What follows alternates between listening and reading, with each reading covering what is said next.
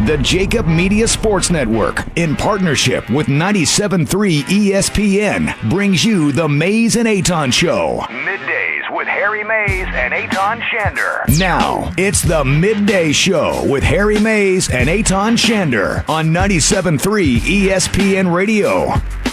Well, it is the Midday Show, and we do welcome you in for the next 2 hours. And yes, the Philadelphia Eagles are dealing with the situation internally, fresh off of sending a message to every single player out there on this team that if you aren't on board, in line with what's happening, front office, head coach, player, if you're not lockstep with the mentality and belief system of the Philadelphia Eagles, you're out, Zach Brown. You cannot do things that are not done here. Yet, once again, Harry, we open up a show talking about an unnamed source, player, maybe, most likely, talking to Josina Anderson yet again, and she's just doing her job, with some sort of issue. And in this case, it's not an issue about a fellow teammate, allegedly. It's about the general manager himself failing you and me and every other Eagles fan by not securing Jalen Ramsey. Yeah, how about that?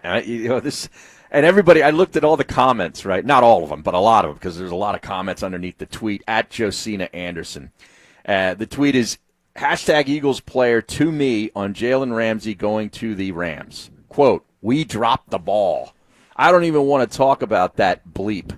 Everybody knew what it was going to take to get him. I could have told you that, end quote. And practically every fan to a man says that it's Alshon Jeffrey. Yes. Because they believe that was belief. Alshon Jeffrey a year or so ago. When was it when she got the last quote?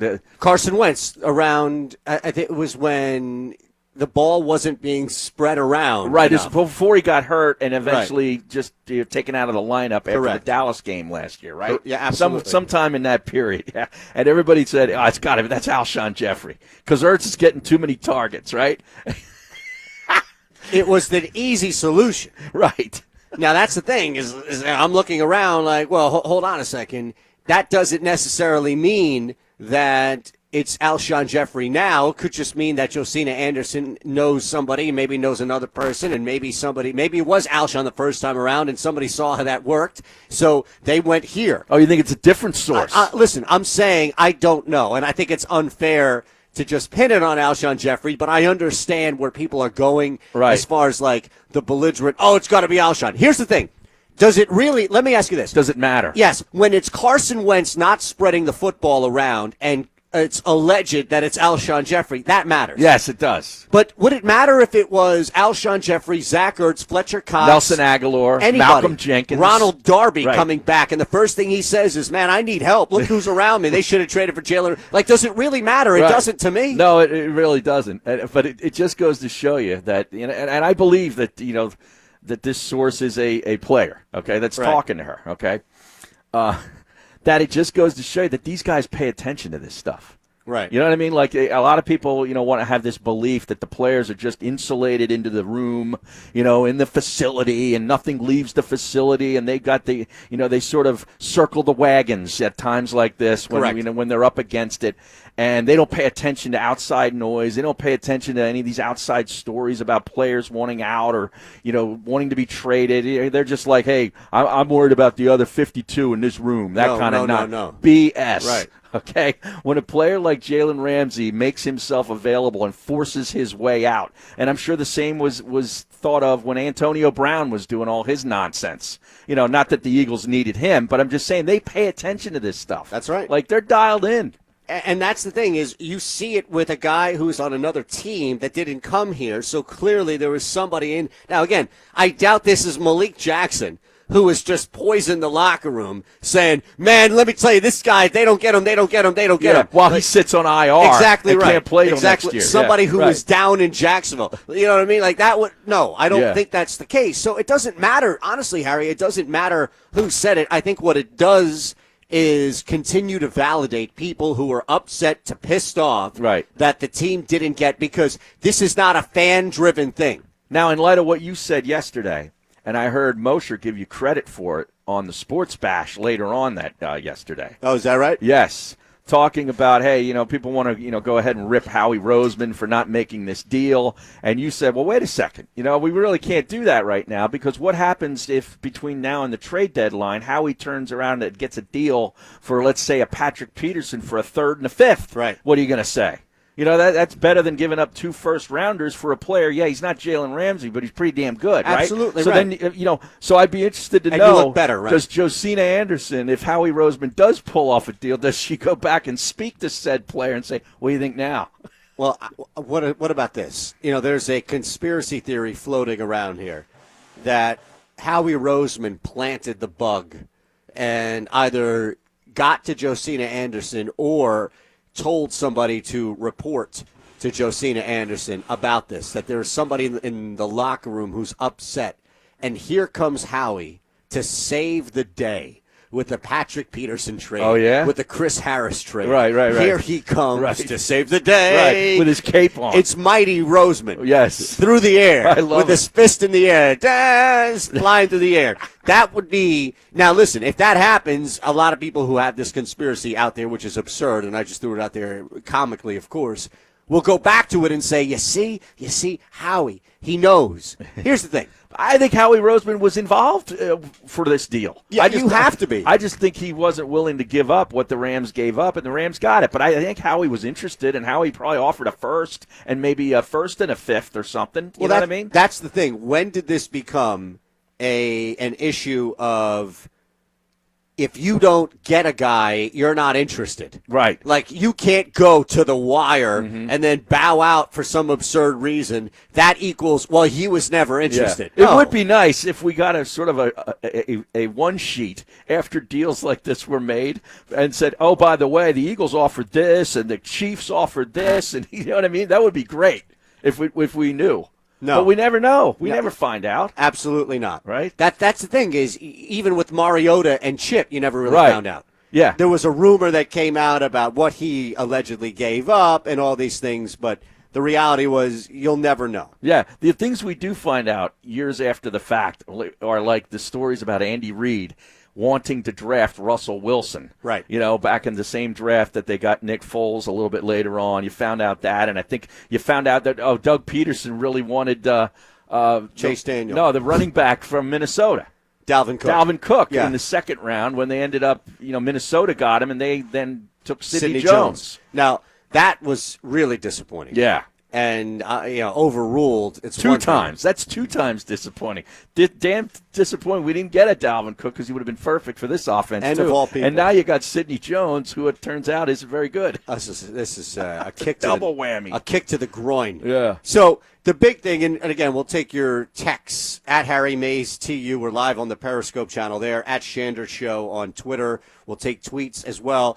Periscope is up, and Facebook, Eytan Shander, and, of course, Twitch, Mays and Eytan. And the text board open, ready to be interacted with. Yeah, two-way text board number, 609-403-0973.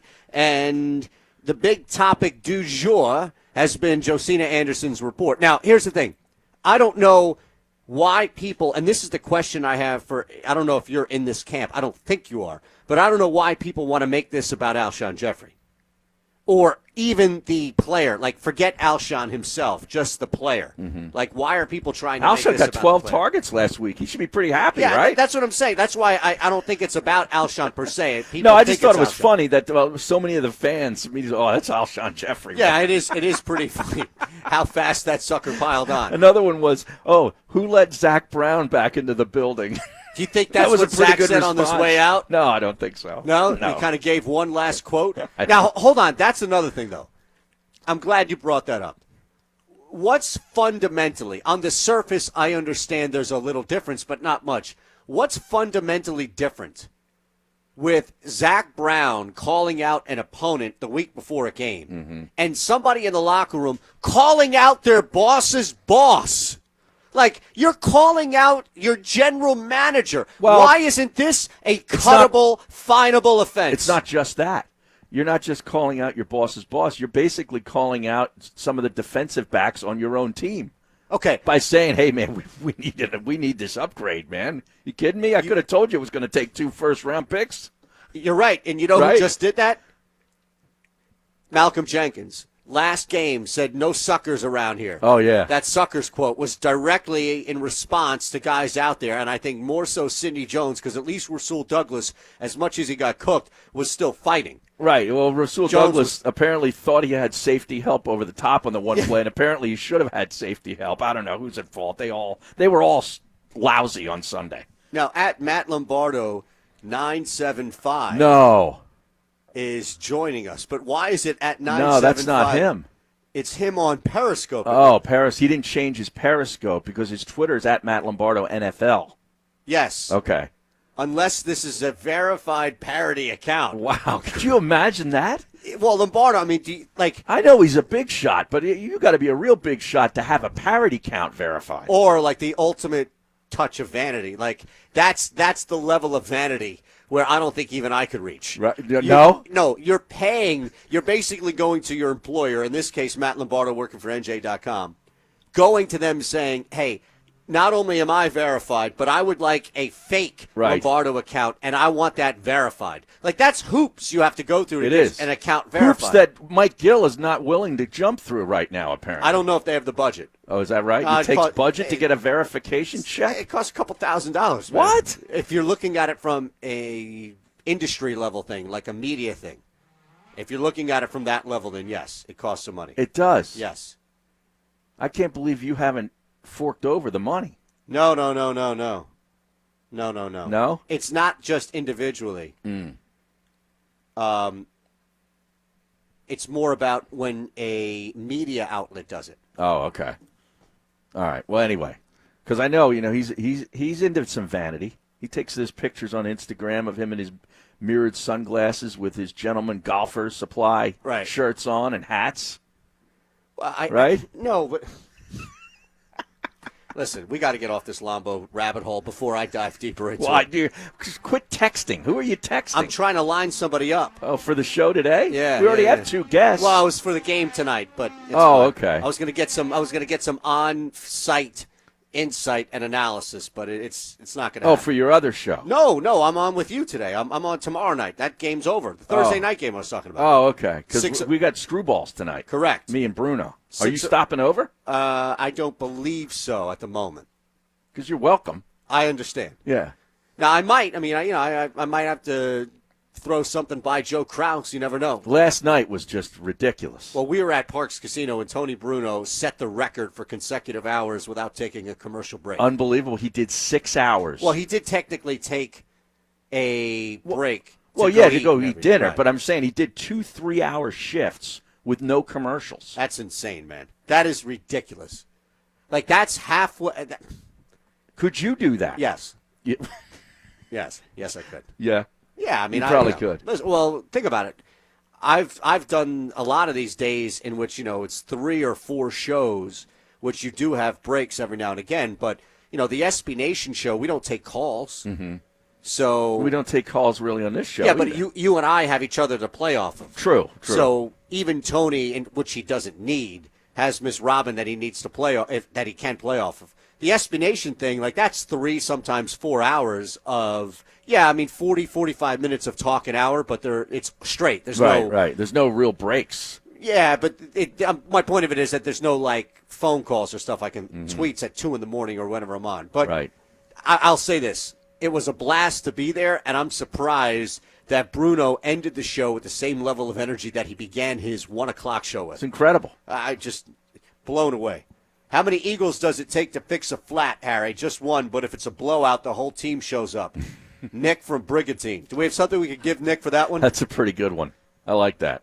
Now, we're going to be qualifying people again at 12:30 and 1:30 today for possibly going to the Bears-Eagles game. This is huge. 12:30 and 1:30. We've been qualifying 5 people a day now. Oh, 10. 5 at each spot. 5 in right. Yes. 5 in each spot. All right. And I think we've got something here. And the number is 609-573-3776. All right, so get ready for that at 12:30. Yes. And we're speaking with Bob from Crossing Broad. Can join us today at 1:30, I believe, right? He will be here at 1:30. All right. I'm laboring something at 12:45, but yes, Colin Thompson at 1. Newly Tampa signed. Bay. Yeah, Tampa Bay. What, Vipers? Vipers, correct. Yeah, the XFL. So that's pretty exciting. We'll talk, some, Have you some talked to him Eagles stuff. Texting back and forth. That's about it. Okay. We'll talk Eagles with him. We'll talk a little college football. Temple's got a big game against SMU Saturday afternoon at 3:30. I'll be out at Parks Casino Sportsbook watching that. You'll be there doing your show, your second show. I will right? be. Yes, I'll be there from technically 3 to 6. Right, we're there from 12 to 3, Yeah, 12:30 to 3:30, Yeah. and then you go right in to do your other show. So I'll leave at 3 to do my show. And be right behind you. Like you know what I'm going to do? Do you remember last night how there was a friend of the program who was there wearing that Super Bowl jacket? He was like off stage, right? Yeah, but you could see him in Robin's camera. So what I'm going to do is I'm going to sit behind that so you can see me gesticulate. Is that right? Into this box for Great. 30 minutes. I mean, you talk about background right there. Fantastic. You've got the Bruno Mays Robin experience, and then behind is some maniac yelling into a headset. It's two shows at the same time. Same time, man. You know who would love that? Would be Tony. 609-403-0973. You got any texts you'd like to read here? Or any tweets you'd like to read here? No, I do not. All right. Well, besides the Josina Anderson, we do have a football game tonight. Yes. And the more this thing looks like it's going to be tight with the Denver Broncos essentially getting the home field on the flip side because they're clearly the worst team. Like they're +3. I don't know why anybody wouldn't either take them or tease them in something going on the weekend. Denver. Yes. Yeah. Kansas City's pretty banged up, They including are. their offensive line. Yeah, one of their big defensive linemen's out, too, and their defense is bad to begin with. Correct. Yeah. Now, tonight also you have the ALCS gets going again in Yankee Stadium, and I understand that the temperatures are going to be like in maybe 50, 51 degrees at game time, and they're expecting massive winds, gusting winds, so that it's going to feel like 40 to 42 degrees in that stadium. And the wind is going to be blowing predominantly out to right field. So you like the over? Well, I'm just saying, there's Greinke's on the hill, too, tonight. In Yankee Stadium. He does not like pitching in these kinds of environments. And Tanaka for the Yankees. He's a pretty seasoned guy. And he came out early at a game, Right. in game 1, I believe it was. So they're thinking, I think he only threw like 68 pitches. So they're thinking he's going to be really ready to go tonight. Yankees are favored. Yes. But baseball should not be playing their most important games when it's 40 degrees outside. Well, it sucks. Isn't that the biggest argument for shortening the season? It's for me but it is. It would be looked at as knee-jerk reaction because we're going through it. I mean, this happens every year. It's not anything, especially when you have a team in the Northeast like the Red Sox or the Yankees, the Phillies. The weather was terrible for that Phillies series, for a couple of those games against the game had to be delayed and finished up a night or two later. I mean, the weather in the Northeast, nor'easters, you get them. The nor'easter. It's just terrible. Yeah, it's you shouldn't be playing such important baseball games when it feels, frigid, windy, and rainy and damp. It sucks. Well, the crazy thing about it is that you play in such extremely opposite conditions to get to that moment. Right. Yeah. I mean, it would be like I guess you can look at it like the Super Bowl. I guess that's a similarity, too, where the Super Bowl will never – they did it in New York, but they got the best weather possible that week. Yeah. I remember I was there. I was working up there. Right, if that they week. play in the North, they were usually in a dome. They Absolutely. weren't that time, and they got lucky. Right, almost But, like they made it happen. Other than that, they're playing in Miami, Tampa, Yeah, but meanwhile, the playoffs are sold on Soldier Field and seeing your own breath. But that's football, though. But that's my different point, than though. baseball. No. But my point of it is that a Super Bowl should be played. Like, let's keep it consistent. I'm with you in baseball, which is baseball should be played in the elements in which you make it there, get there to make it, right? Mm-hmm. Same thing with football, where remove this ridiculous notion that every Super Bowl has to be played in a huge dome or warm weather field. It sucks for the fans, too. Who gives a What do you mean? Watch yourself. No, you're paying just enormous money to go to these Super Bowls, and you don't want to sit there and freeze your ass off. No. That's a corporate mentality, Harry. I am corporate. You're backing the corporate mentality of the suits who take over that game just to be part of some cheese and wine trade. Yeah, exactly. Right? Give me some cheese, give me some wine. They purposely keep fans like me and the rest of the Eagles fans out of that place and other teams out of that place because they want it to be all corporate, and they just pocket in a little bit of them. So you want to go there and freeze your butt off? No, my point of it is that people will go. If you open this thing up and say, hey, by the way, the Super Bowl will be played whoever has home field advantage. I don't care if that's Seattle or Chicago or Philadelphia. Home field advantage, wherever that may be. You play the Super Bowl at your home stadium, then people will show up. People will. Well, of course they'll show up. Okay, but what's really going to change? Like, where's the Super Bowl this year? Miami. Okay, great. Thank God. They can pimp the hell out of it. They just had one underground in Minnesota 2 years ago. Yeah, I know. What would have been different from a marketing broadcast standpoint, Harry, if it were in Minnesota that year or Philadelphia/New England, one of the two teams actually playing in the game? Anything? Probably not. You probably would have got more money. You're in a dome, too. Yeah, but why would, like, inclement weather be some sort of deterrent for a team hosting a Super Bowl? Well, then ask the NFL, because they haven't had a Super Bowl in New England. They haven't had one in Philadelphia. They're not going to. They won't. No, they will not. Cleveland's not getting a Super Bowl. Correct. Cincinnati's not getting a Super Bowl. Cincinnati doesn't deserve one. You need to be in it. My thing I'm just saying, eliminate this rotating. I don't want to. Chicago, they're not playing one in Chicago either. Let them make the Super Bowl. That's my point. They should switch the whole thing. Let them make the Super Bowl and host it. Chicago, Cincinnati, this is not some T-ball rotation where everybody gets an at-bat. All right? You should host it like in the damn other sports. Give me warm weather in February for a couple of days to get out of here. All right, well, I think you're being hypocritical about baseball then, bringing up that thing. What's that? Well, it's the same thing I just about think baseball is not. It's not that easy to play in cold weather. Right. Okay. Every pitch you foul off a pitch, it stings. Right. You know what I mean? It's just that's kind of a sport that's meant to be played in nicer weather. Football, it kind of goes hand in hand with crappy weather. It's just that when you have the biggest game of your life and it's supposed to be like an event and a place for people to go for a whole week and enjoy the whole vibe, it's better when it's in a nice place. No, I understand. I understand. That's all. It's just not going to change your opinion. No. I get it. 609-403-0973. How did we get in that rabbit hole? I tried. No, that wasn't a rabbit hole. That was pretty good. Yeah. Now we're getting people tweeting us about the show last night. Oh, yeah? Bruno's show had the after party, tidy whities only, act like you've been there before. Oh, my God. What's going on? We're live on Twitch. I haven't worn a tidy whitey in probably 20 years. I don't remember ever wearing one. Yeah, I do. I think I was boxers or you have to wear a jockstrap for football and lacrosse and other sports where you get hit in the stones. Mm-hmm. But I don't remember ever wearing tidy whities. Yeah, I did. Nah, I mean maybe not even like Spider. Sometimes they weren't tidy whities. They were the same type of underwear, but they were like Spider-Man themed or something like that. I didn't even have that. No, I never had that. I didn't even have that. No. Could have used the Superman. You could have. You could have used the super or something. Batman. Anything to cover up the whiteness of those underwear. Exactly. See? All right. We'll be joined by Colin Thompson at 1 o'clock. We'll be joined by Bob from Crossing Broad. Bob actually has some really good odds on tonight's game. Colin has some great stories I'm sure he'll tell about leading up to that draft, the level of excitement. You've heard Colin now a bunch on this radio station on the Countdown to Kickoff. He's done stuff on our show with Gil as well. Apparently there's this major podcast that's coming out, right? It's going to drop soon. When do we know that? I don't know. A couple of days. Okay. Yeah. Okay. Just making sure. 609. Still in the beta testing phase. I thought, the misleading on Twitter.